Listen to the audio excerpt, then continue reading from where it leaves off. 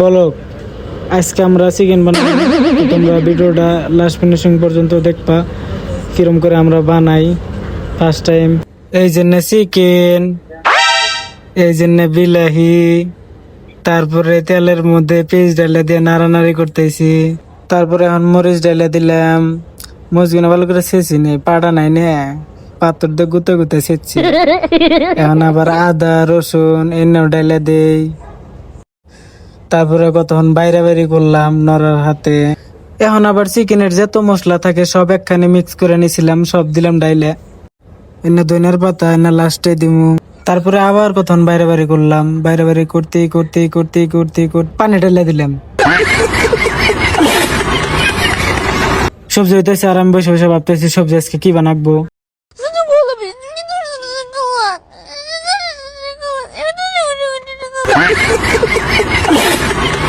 5 minute জাল করার পরে এখন আমরা চিকেন দিব ছাইরে, চিকেন ছাইরা দিলাম।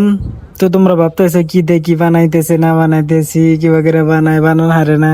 তো গাইস, বিদেশে আইলি গেলা সবকিছু বানায় নিজের খানা গে কাম করে লাগে, যা বানাই তাই খাইয়ে বাইচে থাকি। বিলাহি দেবার মনে আছে না।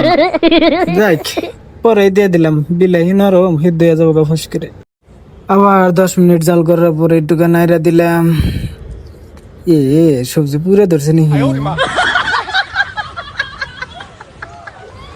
পুরো ধরুক তাই কি। আবার পানি দিয়ে আবার জাল করে আবার রান্না। আবার 10 মিনিট জাল করার পরে ফাইনালি সবজির কালার এসে গেছে গা, মোটামুটি সবজি হয়ে গেছে।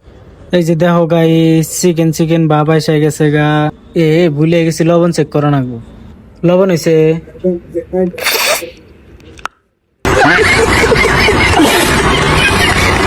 যাই হোক, লবণ টবণ একবারে এভরিথিং ওকে হয়ে গেছে গা। মোটামুটি সবজি একবারে ফাইনাল লুক আইসা পড়ছে। গ্যাস বন্ধ করে দিলাম, বোতলে পানি উঠাই ভাত খামো।